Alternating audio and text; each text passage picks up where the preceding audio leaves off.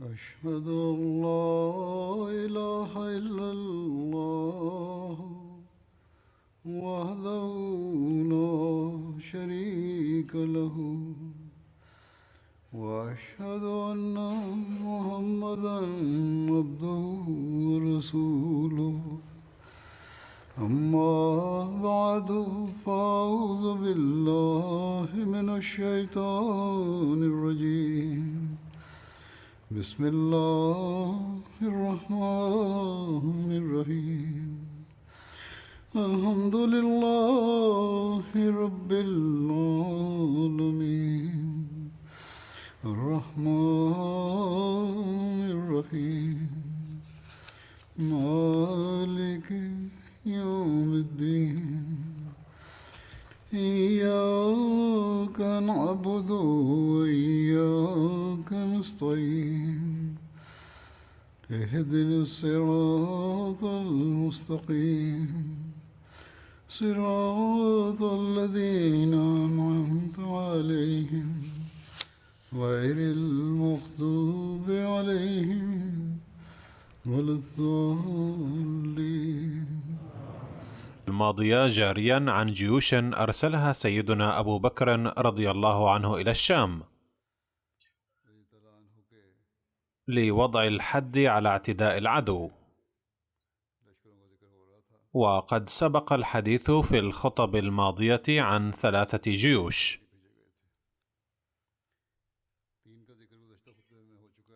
أما الجيش الرابع فقد أرسل إلى الشام تحت قيادة عمرو بن العاص رضي الله عنه.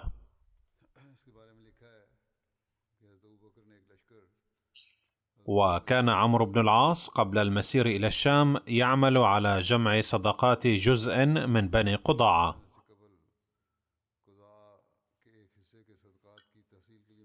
بينما كان الوليد بن عقبة يجمع باقي صدقاتهم. لما أراد أبو بكر رضي الله عنه إرسال جيوشه المختلفة إلى الشام، أحب أن يرسل عمرو بن العاص أيضا إلى الشام، ولكن نظرا إلى إنجازاته في القضاء على فتنة الردة خيره بين البقاء في بني قضاعة أو المسير إلى الشام لنصرة المسلمين هناك.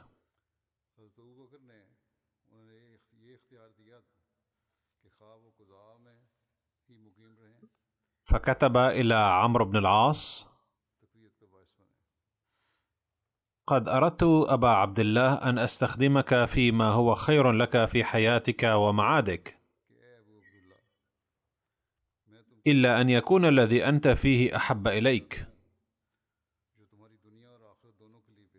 فأجاب عمرو لأبي بكر رضي الله عنهما: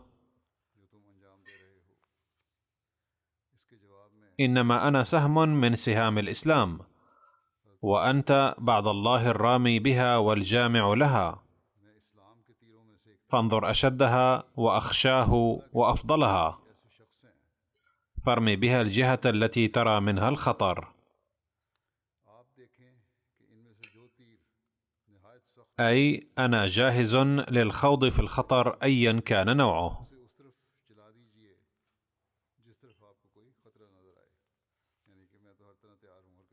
فلما قدم عمرو بن العاص المدينة، أمره أبو بكر رضي الله عنهما أن يخرج من المدينة ويعسكر خارجها حتى يندب إليه الناس.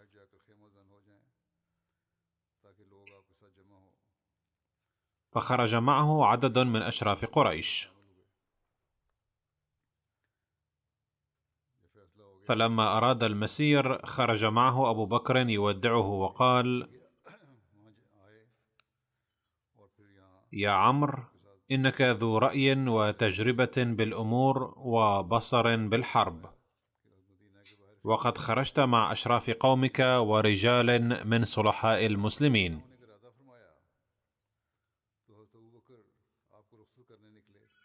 وإنك قادم على إخوانك، فلا تألهم نصيحة ولا تدخر عنهم صالح مشورة.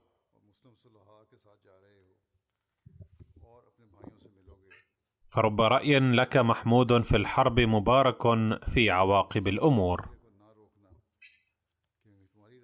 أي لا تردن مشورة مفيدة واعمل بما وصلك من اقتراح حسن. فقال له عمرو بن العاص: ما أخلقني أن أصدق ظنك وألا أخطئ رأيك فيه. وخرج عمرو بقواته، وكان عددهم يتراوح ما بين 6 و7 آلاف مجاهد، وكانت وجهتهم فلسطين. ونظم عمرو بن العاص كتيبة مؤلفة من 1000 مجاهد تحت إمرة عبد الله بن عمر بن الخطاب رضي الله عنه، وأرسلها إلى الناحية التي تتقدم منها الروم. فاصطدمت هذه الكتيبة بقوات الروم وتمكنت من تمزيقها والانتصار عليها، وعادت ببعض أسر الروم أيضا.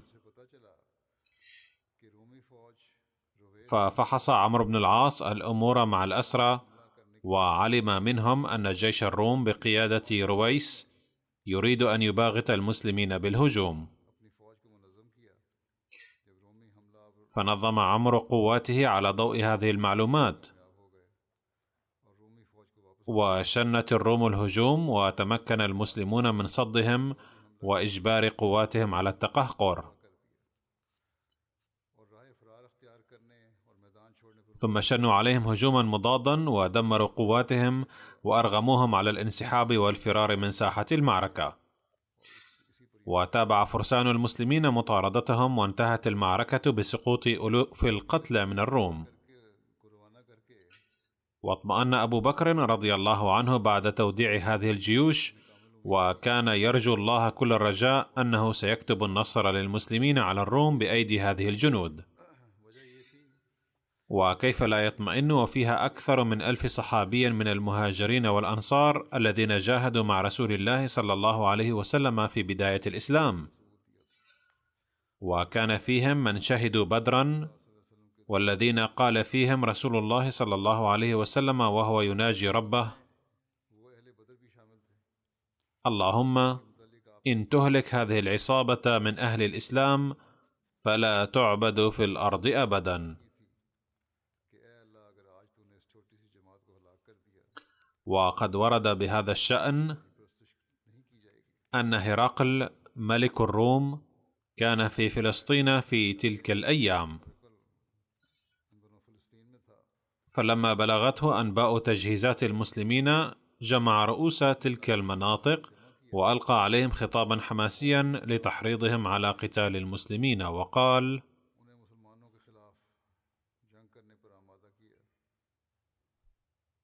لقد خرج هؤلاء الحفاة العراة الجياع الهمجيون من صحراء العرب مهاجمين بلادكم، فاضربوهم ضربة قاضية دامغة حتى لا يجرؤوا على النظر إليكم بعدها، ولن أدخر وسعا في إمدادكم بالسلاح والجنود، وقد أمرت عليكم أمراء فاسمعوا لهم وأطيعوهم بالقلب والروح، والنصر حليفكم.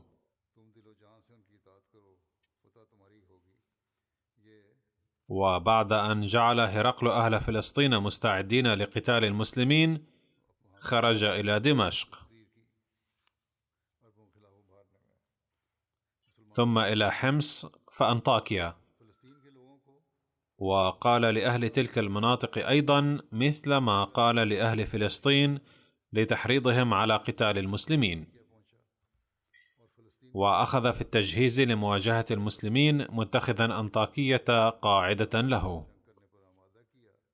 كان للروم جيشان كبيران في بلاد الشام، أحدهما في فلسطين والآخر في أنطاكيا، وتمركزا في 6 مواضع، وهي كالآتي: أنطاكيا وهي عاصمة الشام في العهد الرومي،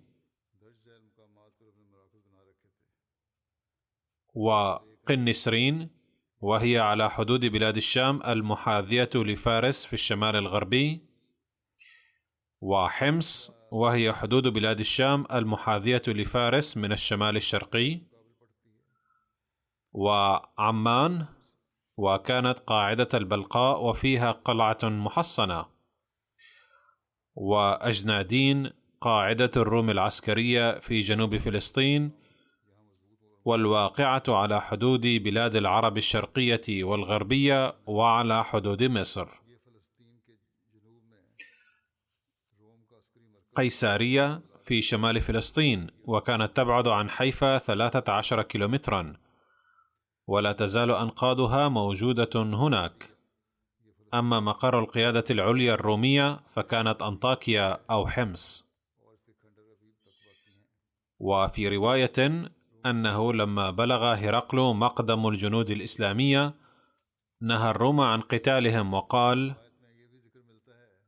أرى أن تصالحوا المسلمين، فوالله لأن تصالحوهم على نصف غلال الشام ويبقى لكم نصفه مع بلاد الروم خير لكم من أن يغلبوكم على الشام ونصف بلاد الروم. فتفرقت الروم عنه وعصوه، فجمعهم وسار بهم إلى حمص، فنزلها وأعد الجنود والعساكر، ثم سار من حمص إلى أنطاكيا، وارتأى إشغال كل طائفة من المسلمين بطائفة من عسكره لكثرة جنده، ليضعف كل فرقة من المسلمين بمن إزاءها. فأرسل شقيقه تذارق في 90,000 إلى عمرو بن العاص رضي الله عنه،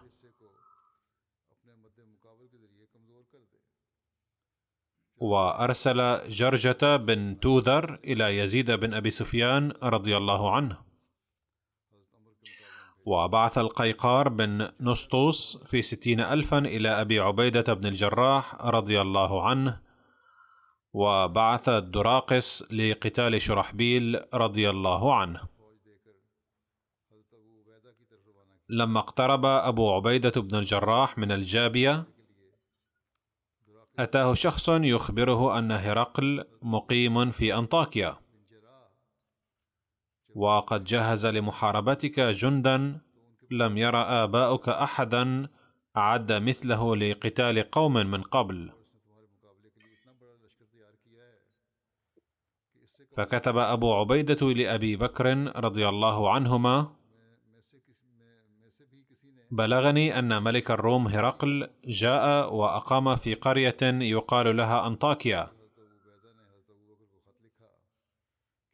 وأرسل رجال ملكه إلى الناس ليأتوا بهم إليه، فاجتمع الناس إلى هرقل من كل فج سهل وصعب، فارتأيت أن أخبرك بما حصل فانظر ما ترى.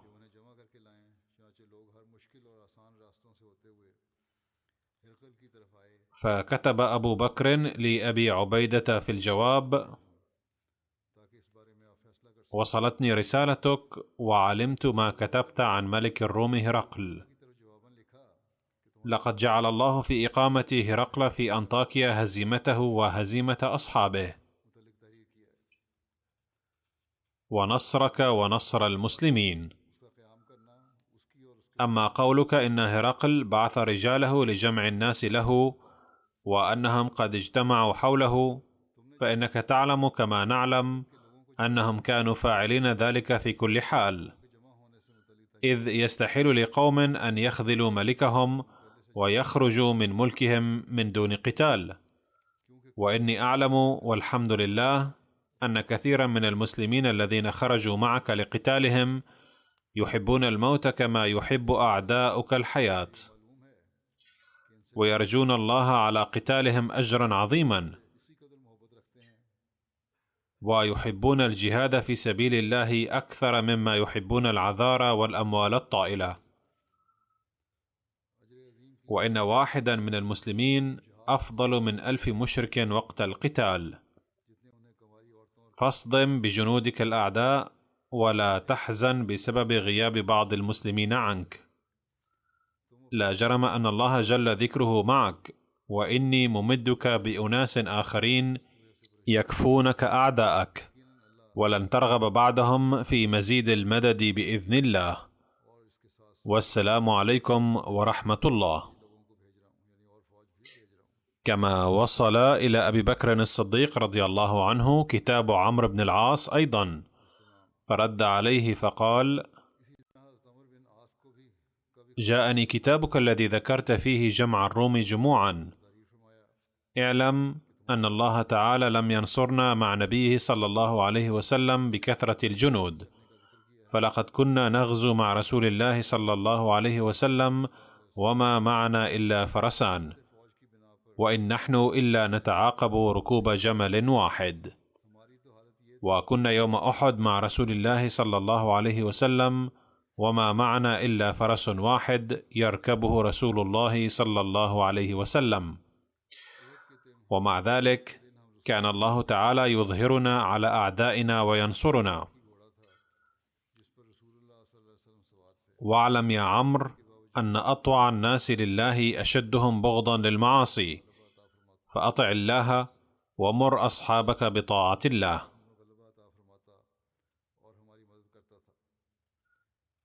وكتب يزيد بن أبي سفيان أيضا إلى أبي بكر رضي الله عنهما يخبره بأوضاع تلك المناطق طالبا منه المدد، فرد عليه أبو بكر رضي الله عنه وقال: إذا لقيت هؤلاء فانقض عليهم بأصحابك وقاتلهم، فلن يخزيك الله أبدا. لقد أخبرنا الله تعالى أن فئة قليلة تغلب فئة كثيرة بأمره تعالى، ومع ذلك إني مرسل لك مجاهدين آخرين حتى يكونوا كفاية لك، ولا تحتاج للمزيد إن شاء الله، والسلام. ثم بعد أن فرغ سيدنا أبو بكر من هذه الرسالة ناولها لعبد الله بن قرط ليوصلها ليزيد بن أبي سفيان رضي الله عنهم جميعا، وخرج عبد الله بالرسالة حتى أتى يزيد فقرأها على المسلمين ففرحوا فرحة كبيرة. ثم إن أبا بكر رضي الله عنه دعا هاشم بن عتبة وقال له: يا هاشم، إن من سعادتك ووفاء حظك أنك أصبحت ممن تستعين به الأمة على جهاد عدوها ضد المشركين، ويثق الوالي بنصيحته ورأيه وعفافه وبأسه.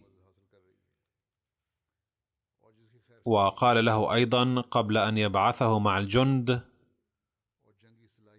قد كتب لي المسلمون يستنصرون على عدوهم من الكفار، فسر إليهم مع أصحابك، فإني نادب الناس معك، فاخرج حتى تقدم على أبي عبيدة.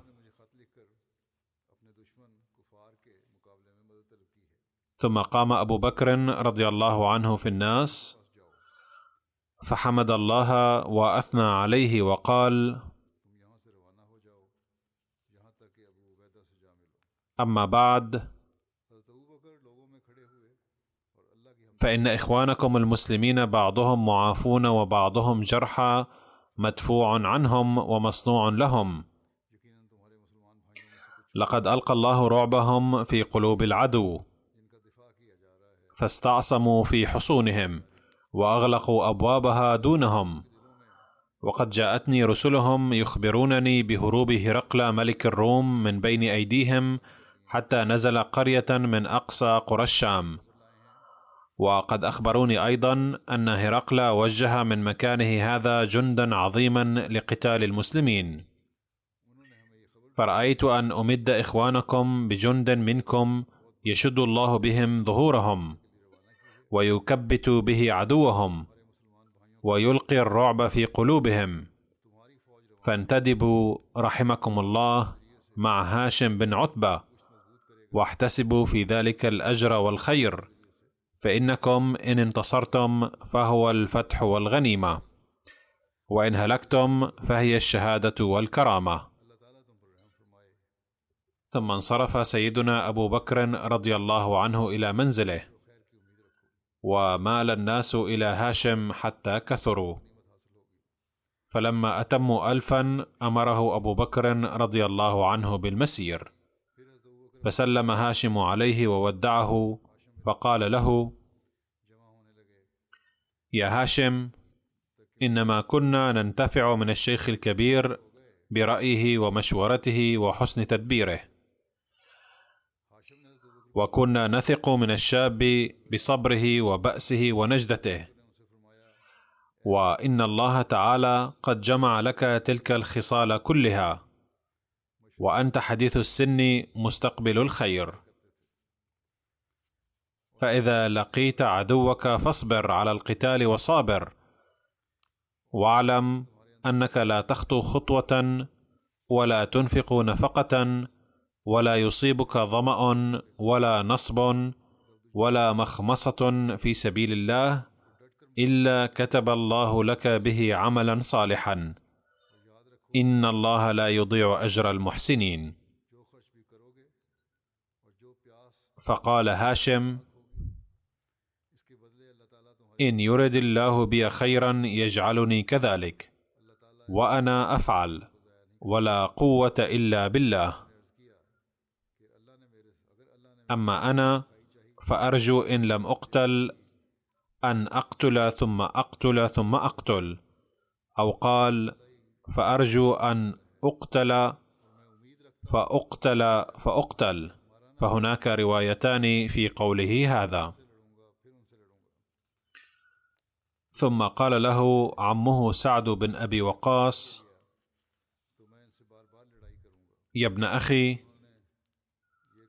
لا تطعنن طعنة ولا تضربن ضربة إلا وأنت تريد بها وجه الله، واعلم أنك خارج من الدنيا وشيكا، وراجع إلى الله قريبا، ولن يصحبك من الدنيا إلى الآخرة إلا قدم صدق قدمته، وعمل صالح أسلفته.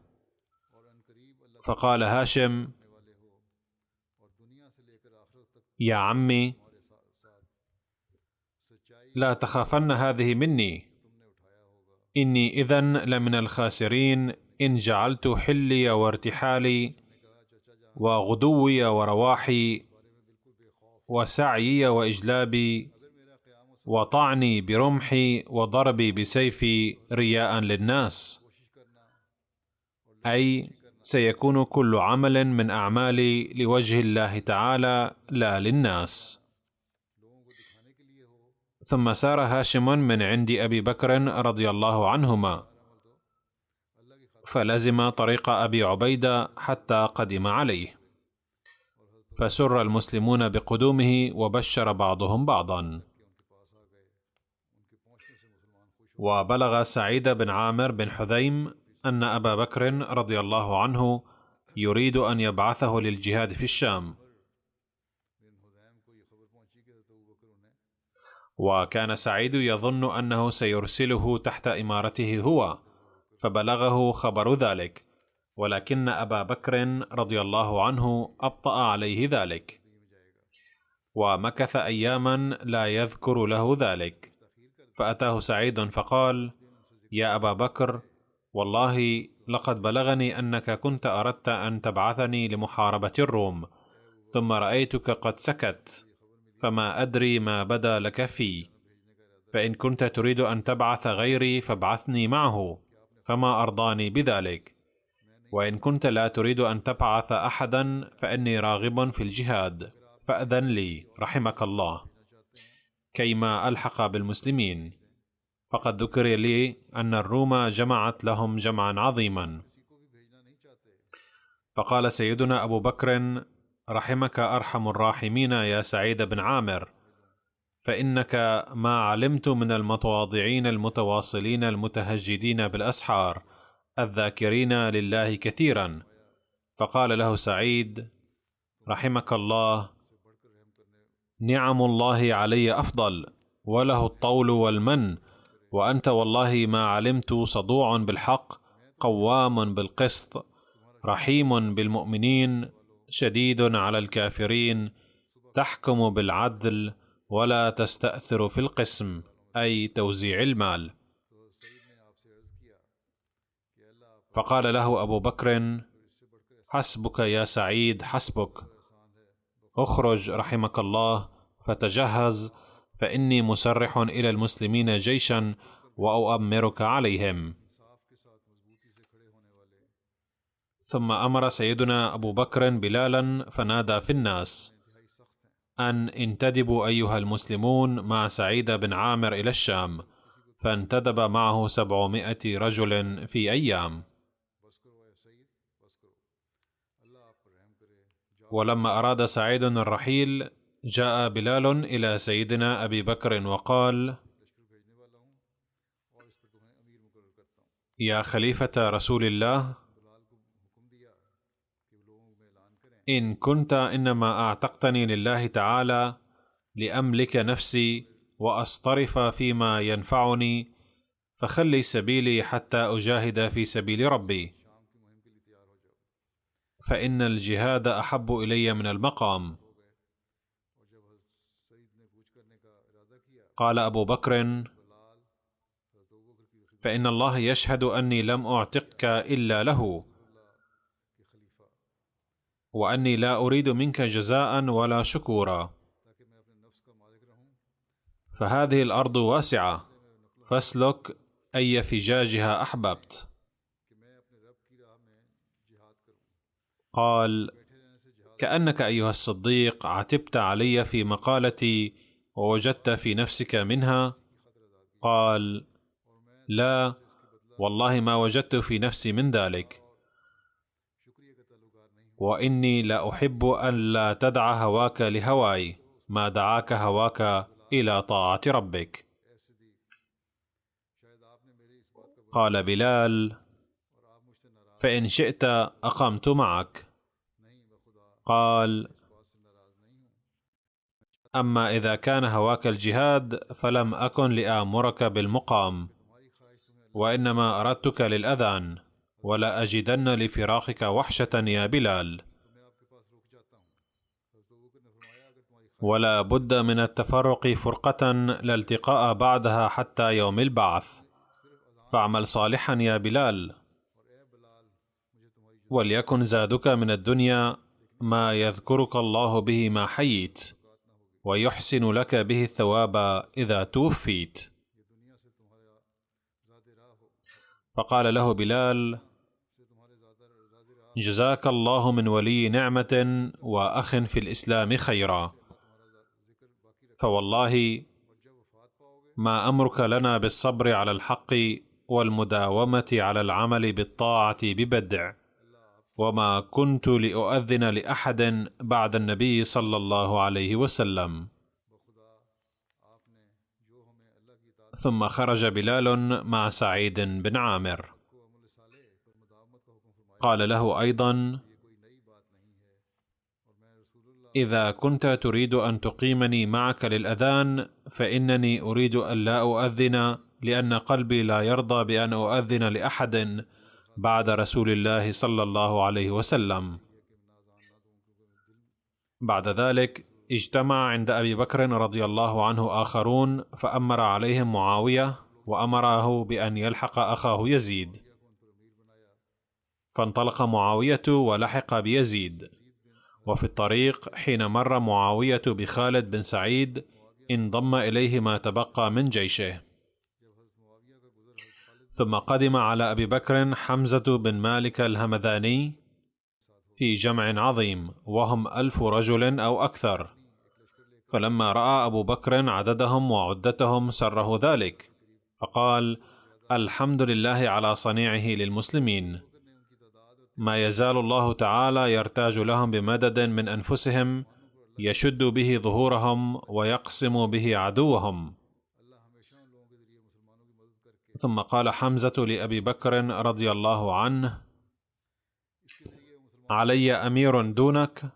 قال: نعم، هناك 3 أمراء قد أمرناهم، فأيهم شئت فكن معه. فلما لحق بالمسلمين سألهم: أي الأمراء أفضل وأيهم كان أفضل عند النبي صلى الله عليه وسلم صحبة؟ فقيل: أبو عبيدة بن الجراح. فسار حتى قدم على أبي عبيدة رضي الله عنه.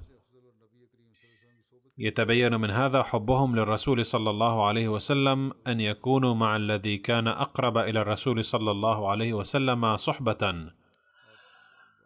ما زالت الجيوش تأتي إلى المدينة، وما زال أبو بكر رضي الله عنه يبعثها للقتال.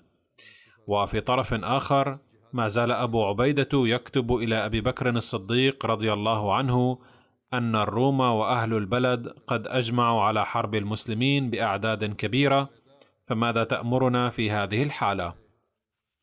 فقال أبو بكر رضي الله عنه: والله لأنسين الروم وساوس الشيطان بخالد بن الوليد. وكان خالد إذ ذاك في العراق حين أمره أبو بكر بأن يتوجه إلى الشام ويتولى قيادة جيوش المسلمين هناك. فكتب أبو بكر إلى أبي عبيدة: أما بعد، فإني قد وليت خالدا قتال العدو بالشام، فلا تخالفه واسمع له وأطع أمره، فإني لم أبعثه عليك ألا تكون عندي خيرا منه، ولكني ظننت أن له فتنة في الحرب ليست لك. أراد الله بنا وبك خيرا، والسلام. هذا ورد في الاكتفاء بما تضمنه من مغازي رسول الله الجزء الثاني.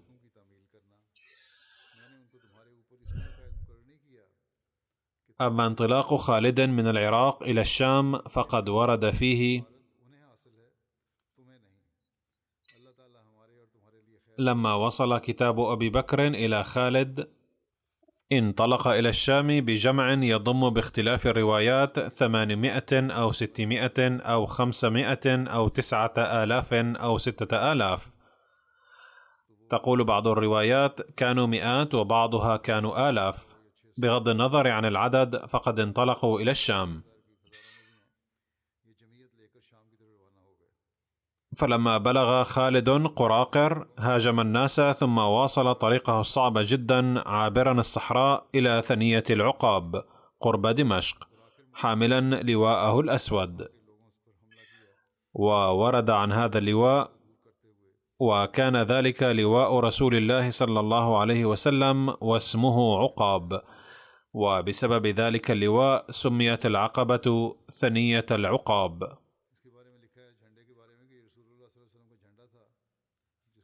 وبعد ذلك نزل على ميل من الباب الشرقي لدمشق، ويروى أن أبا عبيدة أدركه هناك، وأن أول حصار لدمشق بدأ يومئذ. والراجح في الروايات أن خالدا لم يقم أمام دمشق، بل تخطاها إلى قناة بصرى. لما قدم خالد بن الوليد مع المسلمين بصرى اجتمع هنالك الجيوش كلها وأمروا خالدا في حربها، فحاصروا المدينة. ويقال أنه كان يزيد بن أبي سفيان هو المتقلد لأمر الحرب، لأن ولايتها وإمرتها كانت إليه لأنها من دمشق. ثم إن أهلها صالحوا على أن يؤمنوا على دمائهم وأموالهم وأولادهم على أن يؤدوا الجزية.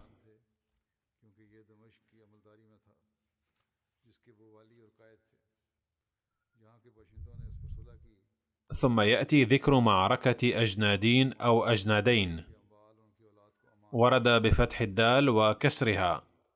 وأجنادين اسم قرية معروفة في ضواحي فلسطين. بعد فتح بصرى انطلق خالد برفقة أبي عبيدة وشرحبيل ويزيد بن أبي سفيان إلى فلسطين لنجدة عمرو بن العاص. وكان عمرو مقيما في المنطقة المنخفضة لفلسطين. كان يريد أن يلتحق بالجيوش الإسلامية، لكن الجيش الرومي كان يلاحقه، وكان يريد أن يجبره على القتال. فلما سمع الروم عن قدوم المسلمين انزاحوا إلى أجنادين. فلما سمع سيدنا عمرو بن العاص عن الجيوش الإسلامية انطلق حتى وصل إليها، واجتمعوا كلهم في أجنادين واصطفوا أمام الروم. وفي رواية أخرى أن خالدا كان يحاصر دمشق بدلا من بصرى قبل سيره إلى أجنادين، وكان معه أبو عبيدة. خلال هذا الحصار كان هرقل أرسل جيشا لمساعدة أهل دمشق وقاتله المسلمون، وتفصيل ذلك سيأتي في بيان دمشق. وبينما خالد وأبو عبيدة كذلك، أتاهما أن والي حمص قد جمع الجموع يريد أن يقتطع شرحبيل بن حسنة وهو ببصرى، وأن جموعا من الروم قد نزلت أجنادين. فأتاهما خبر أقطاعهما وهما يقاتلان العدو في دمشق، فالتقيا فتشاورا في ذلك. فقال أبو عبيدة: أرى أن نسير حتى نقدم على شرحبيل قبل أن ينتهي إليه العدو. فقال له خالد: إن جمع الروم هذا بأجنادين، وإن نحن سرنا إلى شرحبيل تبعنا هؤلاء من قريب، ولكن أرى أن نصمد صمد عظيمهم، وأن نبعث إلى شرحبيل فنحذره مسير العدو إليه، ونأمره فيوافينا بأجنادين، ونبعث إلى يزيد بن أبي سفيان وعمرو بن العاص فيوافينا بأجنادين، ثم نناهض عدونا. فقال له أبو عبيدة: هذا رأي حسن، فامضي على بركة الله. وفي رواية قال أبو عبيدة لخالد: إن جيوشنا منتشرة في مختلف الأماكن بالشام، لذا ينبغي أن نكتب إلى الجميع أن يلتقوا في أجنادين. فلما أراد خالد أن يتوجه من الشام إلى أجنادين، كتب إلى جميع الأمراء أن يجتمعوا في أجنادين. وترك خالد وأبو عبيدة حصار دمشق، وخرجا بالناس إلى أهل أجنادين بسرعة. كان أبو عبيدة في أخريات الناس، جاء أهل دمشق في آثاره فلحقوا به وأحاطوا به، وهو في نحو من 200 رجل من أصحابه.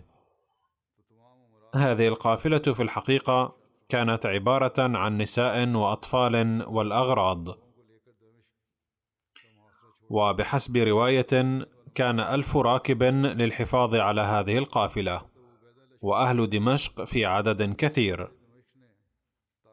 فقاتلهم أبو عبيدة قتالا شديدا، وأتى الخبر خالدا وهو في أمام الناس في الفرسان والخيل، فعطف راجعا ورجع الناس معه، وتعجل خالد في الخيل وأهل القوة، فانتهوا إلى أبي عبيدة وأصحابه وهم يقاتلون الروم قتالا حسنا، فحمل الخيل على الروم فقذف بعضهم على بعض، وتعقبهم 3 أميال حتى دخلوا دمشق.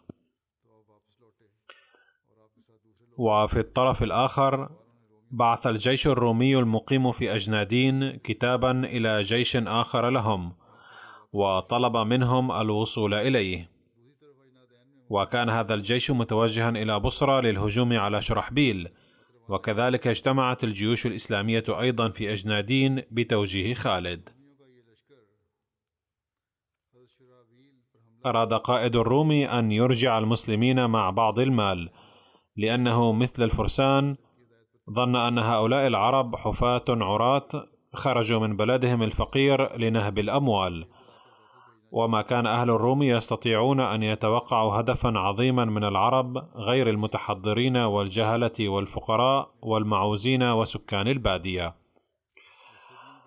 فعرض قائد الروم على خالد عرضا أنه لو رجع مع جيشه فسوف يعطي كل جندي عمامة وزوجا من الثياب ودينارا ذهبيا، ويعطي كل قائد 10 أزواج من الثياب و100 دينار. ويعطي الخليفة 100 زوج من الثياب و1000 دينار. أي قالوا فيما بينهم إنهم قطاع طرق ونهابون، يجب أن نقدم لهم شيئا ونعيدهم.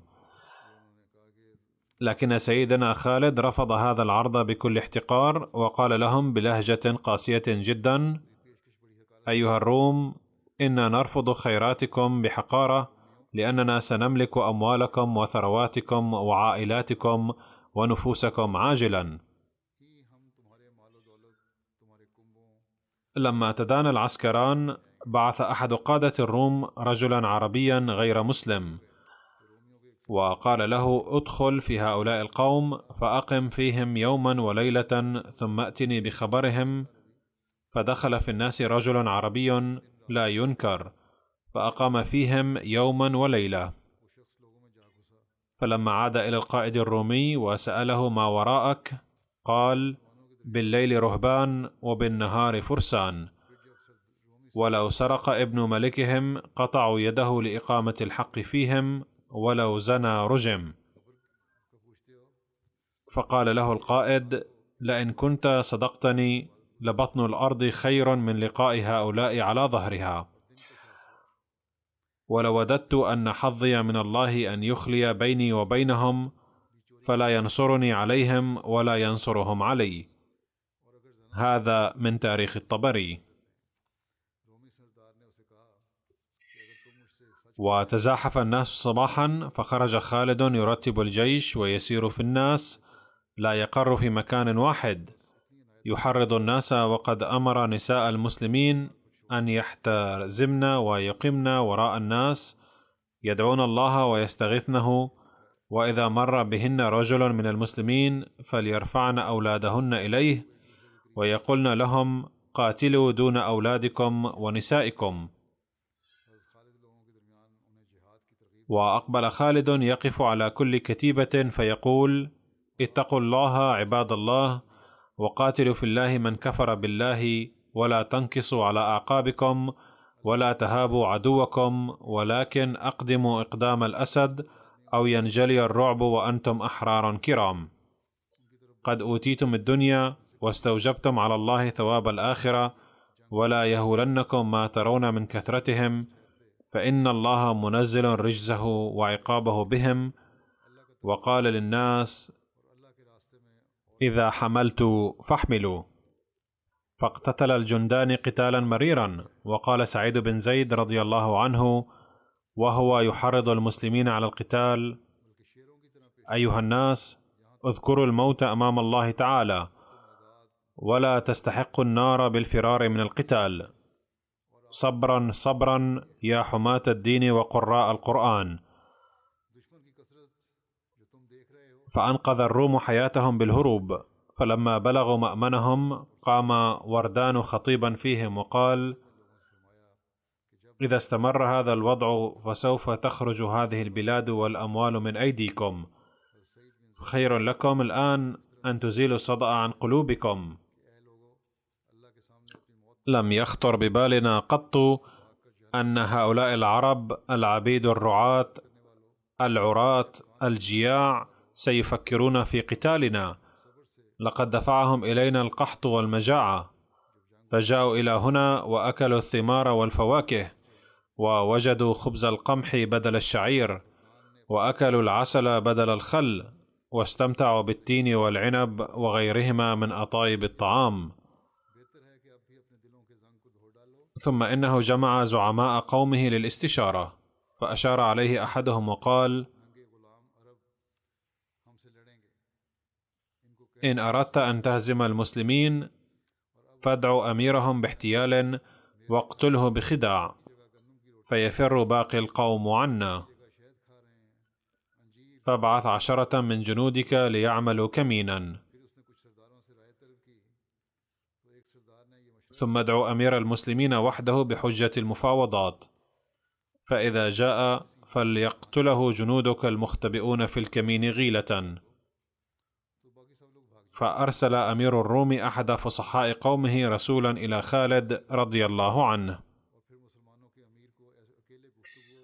فلما جاء رسوله المسلمين نادى بصوت عال وقال: أيها العرب، ألا تكتفون بما حصل من القتل وإراقة الدماء؟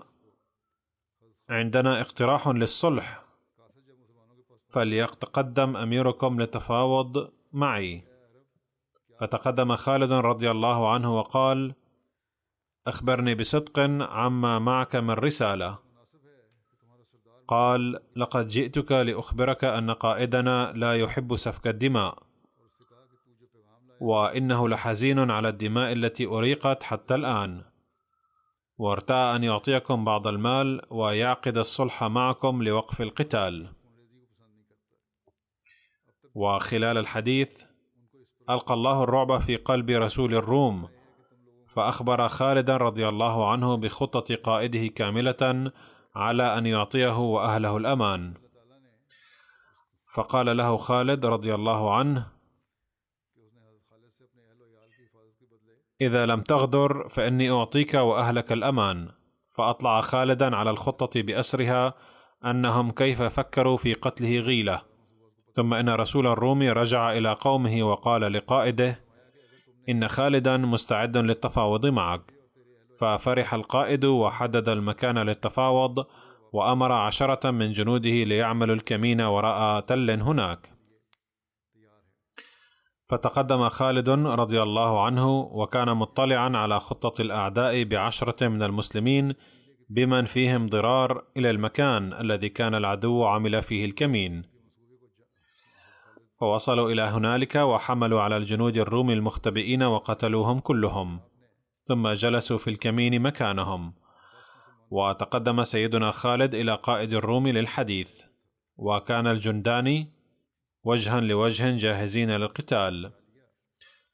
فلما وصل قائد الروم إلى المكان قال له خالد رضي الله عنه: إن أسلمت صرت أخا لنا، وإلا فلتستعد لأداء الجزية أو تجهز للقتال. وكان قائد الروم واثقا من نصرة جنوده المختفين في الكمين، فحمل على خالد رضي الله عنه وأمسك يديه بقوة. فرد سيدنا خالد على هجومه، ونادى قائد الروم رجاله أن هلموا إلي سراعا، فإني ممسك أمير المسلمين. فلما سمع الصحابة المختبئين في الكمين وراء التل جاءوا بسرعة مسلطين سيوفهم، فظن وردان في أول وهلة أنهم رجاله، ولكن لما وقع بصره على ضرار رضي الله عنه طارت حواسه، فقتله ضرار وغيره من الجنود المسلمين. ولما بلغ الروم مقتل قائدهم خارت هممهم، ثم تزاحف الناس فاقتتلوا. فلما رأى قائد الروم ما رأى من قتال المسلمين قال للروم: لفوا رأسي بثوب. قالوا له: لما؟ قال: يوم بئيس لا أحب أن أراه، ما رأيت في الدنيا يوما أشد من هذا. يقول الراوي: حين قطع المسلمون رأسه وجدوه ملفوفا بثوب. كان عدد الروم في هذه المعركة 100,000 تقريبا، وكان المسلمون 30,000، وفي رواية 35,000. وقتل 3,000 من الروم، واضطر جيشهم المنهزم للجوء إلى شتى المدن. بعد فتح أجنادين أطلع سيدنا خالد سيدنا أبا بكر رضي الله عنه في رسالة قال فيها: سلام عليك، فإني أخبرك أيها الصديق أن التقينا نحن والمشركون، وقد جمعوا لنا جموعا جمة بأجنادين، وقد رفعوا صلبانهم ونشروا كتبهم، وتقاسموا بالله لا يفرون حتى يفنوننا أو يخرجونا من بلادهم. فخرجنا نحن أيضا واثقين بالله تعالى متوكلين عليه، فطاعناهم بالرماح شيئا، ثم صرنا إلى السيوف فقارعناهم بها مقدار نحر جزور، ثم أن الله أنزل نصره وأنجز وعده وهزم الكافرين، فقتلناهم في كل فج وشعب وغائط. فالحمد لله على إعزاز دينه وإذلال عدوه وحسن الصنيع لأوليائه. فلما قرأت هذه الرسالة على أبي بكر وهو مريض بالمرض الذي توفاه الله فيه أعجبه ذلك، وقال: الحمد لله الذي نصر المسلمين وأقر عيني بذلك. هناك اختلاف عن زمن اندلاع معركة أجنادين، فالبعض يقول إنها كانت في زمن عمر رضي الله عنه، وأود أن أوضح وأقول هناك روايات شتى. ففي رواية أنها كانت قبل 24 يوما أو 20 يوما أو 34 يوما من وفاة سيدنا أبي بكر رضي الله عنه. ويرى بعض المؤرخين أنها كانت في عهد سيدنا عمر رضي الله عنه في العام 15 من الهجرة. أما الباحثون عندنا فتوصلوا إلى رأي وأراه صحيحا، أن أغلب الظن أن المعركة في أجنادين اندلعت مرتين، مرة في عهد سيدنا أبي بكر رضي الله عنه، ومرة أخرى في عهد سيدنا عمر رضي الله عنه، لأنه في بعض كتب التاريخ تفاصيل الجيش الإسلامي مختلفة، حيث كان أمير الجيش الإسلامي في المعركة في العام 13 من الهجرة سيدنا خالد بن الوليد رضي الله عنه. أما المعركة التي اندلعت في العام 15 من الهجرة فكان قائد الجيش الإسلامي سيدنا عمرو بن العاص، والله أعلم. بعد هذا هناك تفاصيل عن فتح دمشق، فسوف أتناولها في المستقبل إن شاء الله.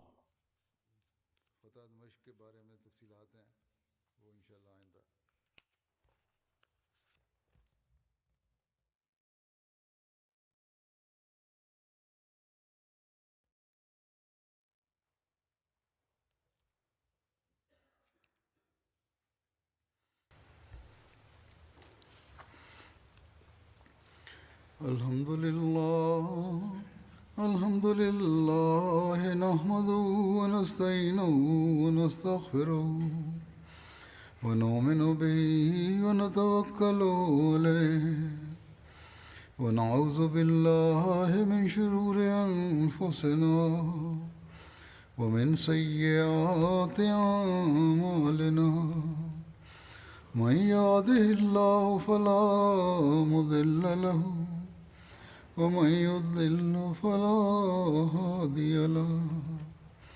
ونشهد أن لا إله إلا الله ونشهد أن محمدا عبده ورسوله. عباد الله رحمكم الله، إن الله يأمر بالعدل والإحسان وإيتاء ذي القربى وينهى عن الفحشاء والمنكر والبغي يعظكم لعلكم تذكرون. اذكروا الله يذكركم وادعوه يستجب لكم ولذكر الله أكبر.